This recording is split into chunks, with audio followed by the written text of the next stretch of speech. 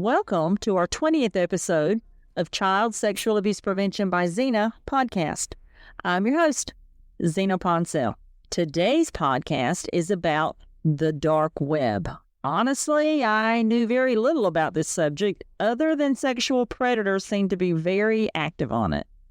I thought I'd investigate it further and share the information with you to continue safeguarding our children. So today we're going to be going over what is the dark web, are sex offenders on the dark web, how do they target our kids, and how can we better protect our children? And there might be a little bit more sprinkled in. So there you go. All right, let's get started. First and foremost, we need to talk about what the dark web is. It's a part of the internet that isn't indexed by traditional search engines like Google, Bing, or Yahoo. It requires specific software configurations or authorization to access. One of the key features of the dark web is being able to be anonymous. Users and website operators typically remain anonymous by using encryption and special tools like Tor, with T-O-R, the onion router. The dark web hosts a range of content, some of which is illegal or illicit, such as black markets, drug trafficking, illegal arms sales, and hacking services. However, it also includes legal activities like political forums, whistleblowers, and privacy-focused services.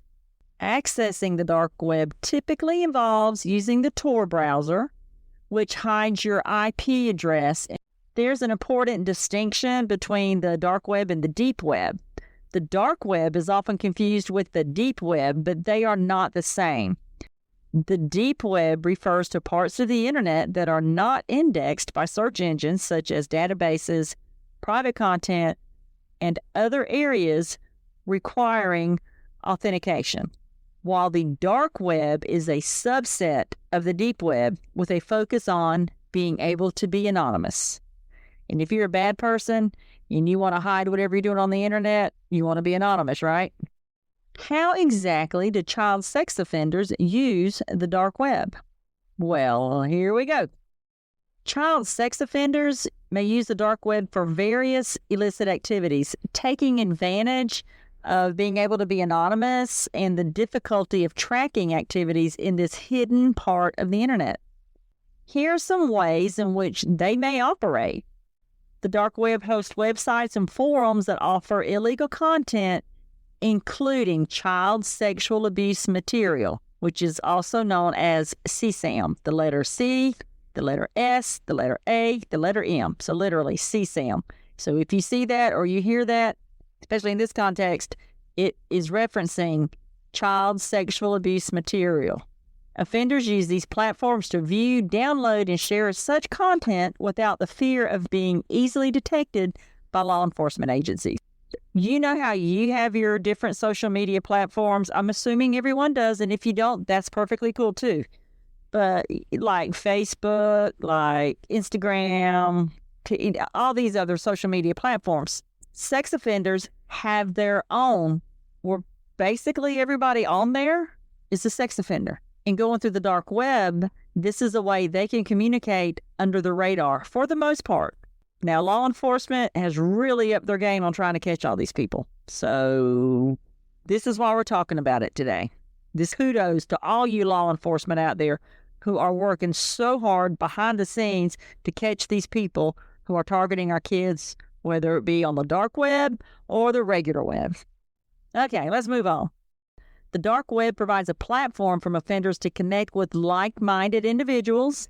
They may join forums, chat rooms, or other online communities where they can exchange information, share experiences, and provide mutual support for their illegal activities. Okay, I'm already sick to my stomach even just thinking about this. So just think about inappropriate pictures that they may be getting somehow of your child and sharing these pictures online with their sex offender buddies on their pages. Okay, I'm going to move on before I blow a gasket over here.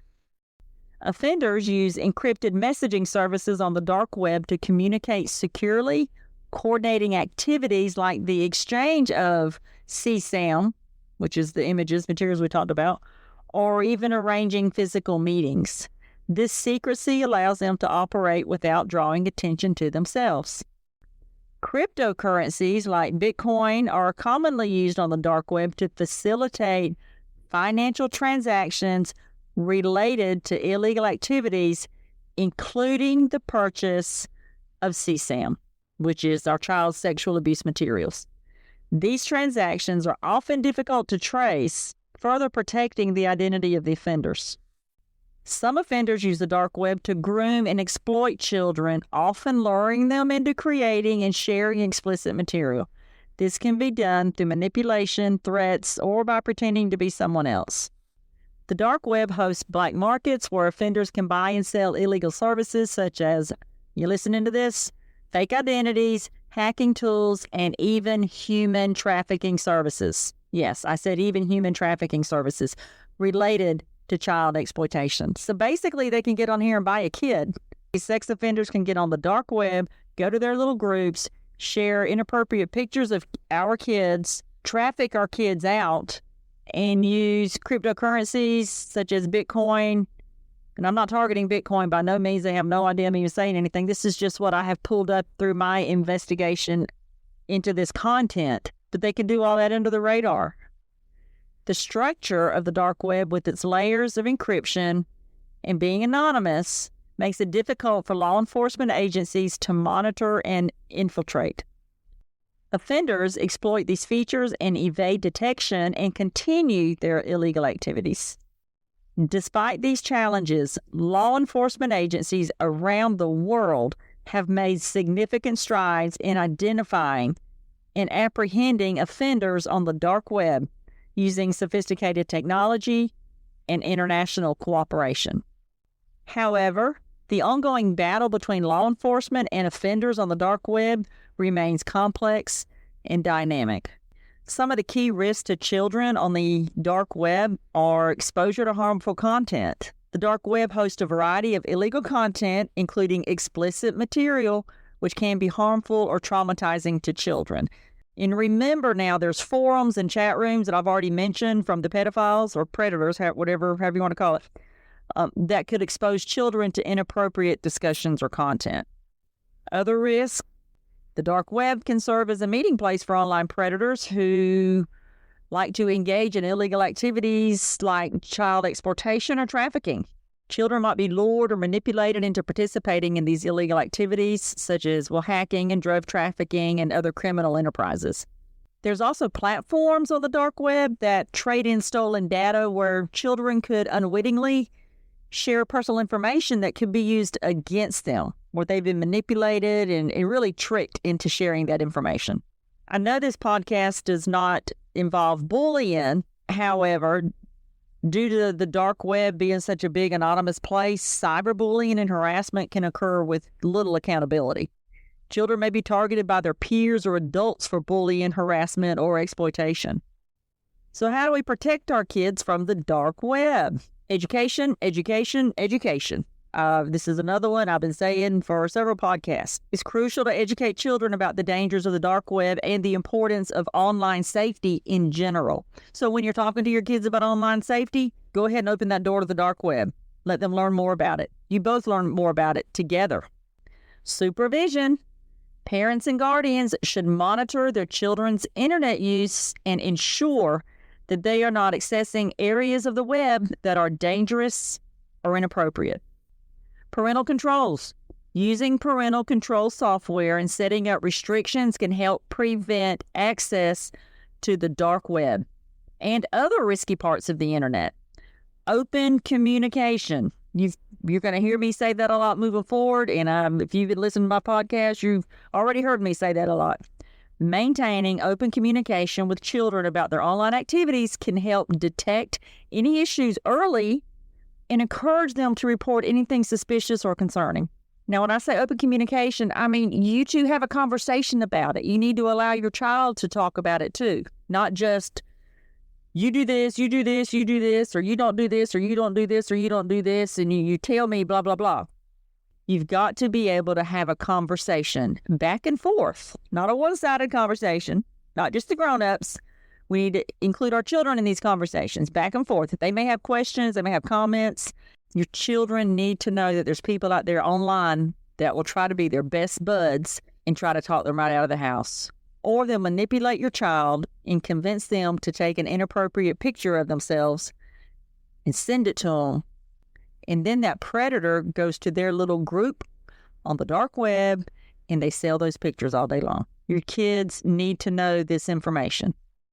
Overall, while the dark web does pose risk, awareness, education, and proactive measures can significantly reduce the likelihood of children encountering these dangers. So what about this question? How in the world did children end up on the dark web?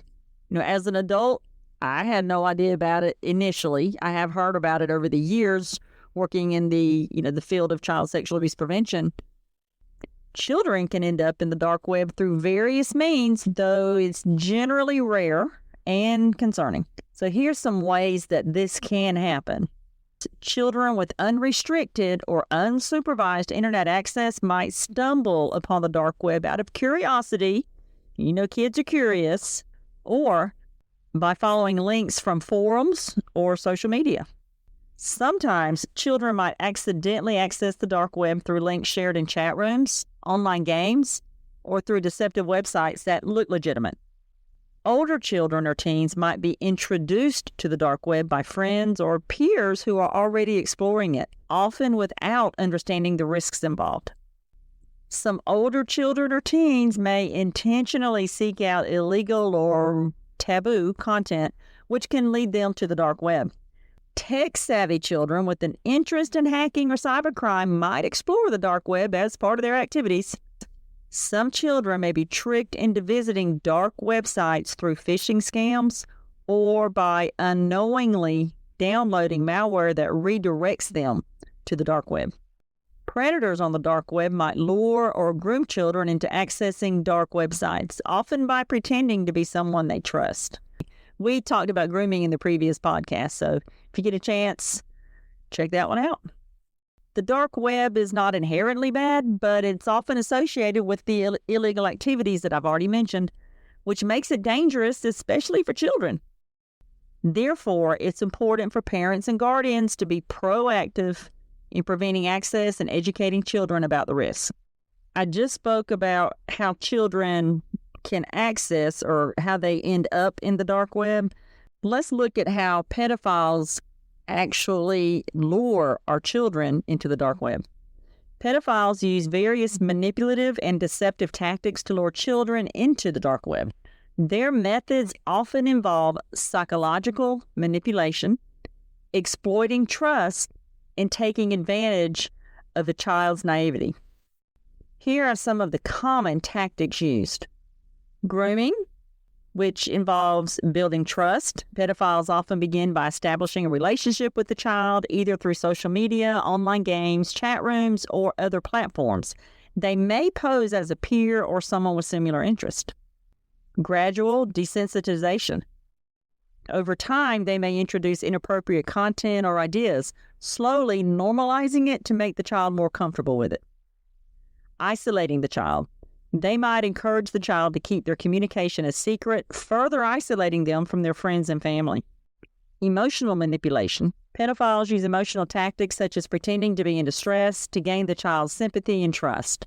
Blackmail. If a child shares any sensitive information or images, the predator might threaten to expose them unless the child complies with their demands, which can include accessing the dark web. Posing as peers or authority figures. Fake profiles.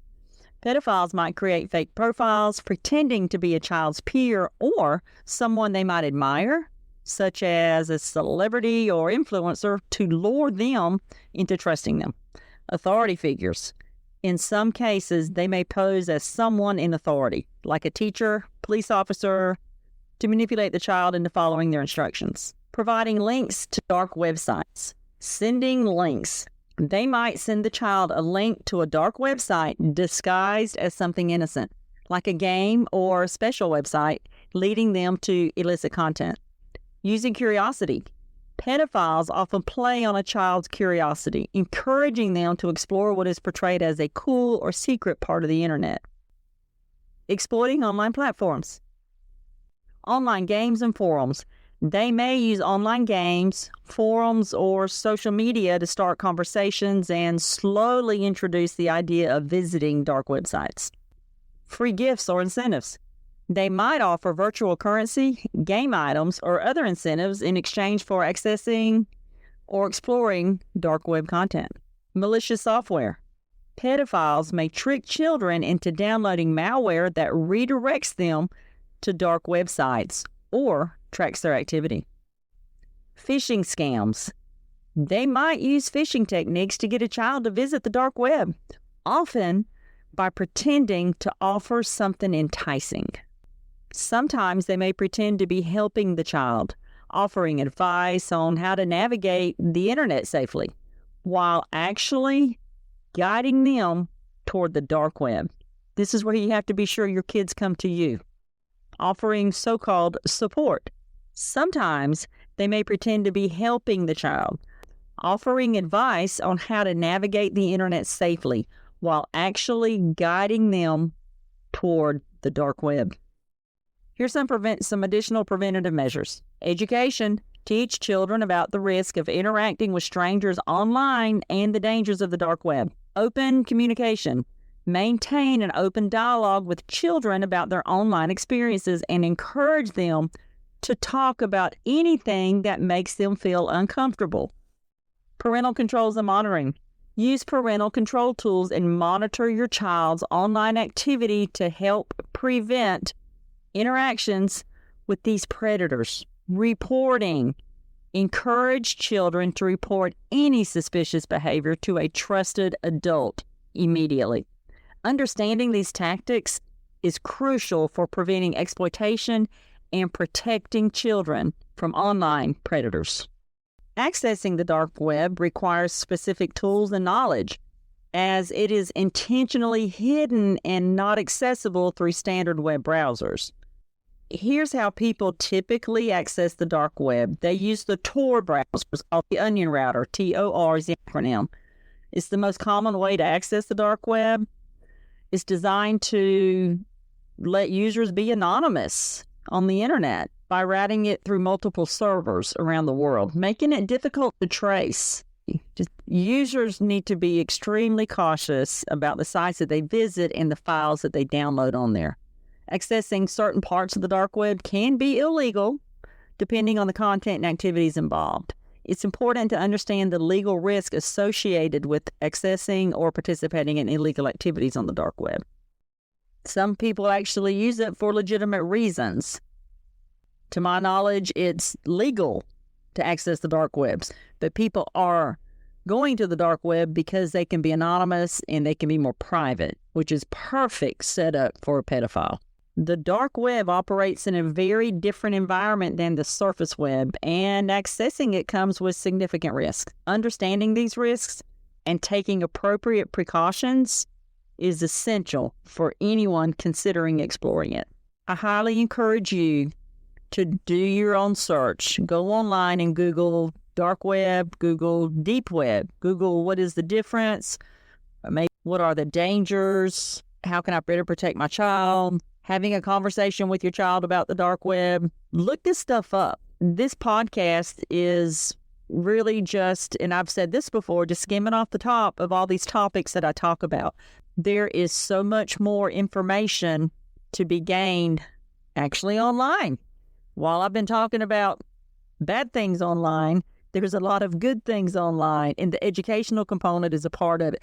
Just be sure, as you're researching better ways to protect your kids, better ways to have these kind of conversations with your kids, that you get your information from a reputable source. But do your own research. Check some things out. Again, I'm putting information in your head, but I need you to dig deeper. Don't just count on what I'm saying up here. There's so much more information out there on all of these topics I'm talking about. Knowledge is power. I want y'all to keep learning about how to better protect your kids. The more you and your children know about child sexual abuse prevention in general, the safer your children are going to be. Shoot me an email at csapreventionbyzina@gmail.com if you have any questions or want some additional information. Remember, whether you learn about child sexual abuse from me or someone else, please please learn it from somewhere. There are some very informative podcasts, blogs, and probably local education on the subject offered right in your community. Just check around. Don't forget to take good care of you. You are important, and you matter. And of course, thanks for looking out for all those kids out there, from babies to tweens to teens. Looking forward to tossing some more information your way next week. Have an amazing rest of the day.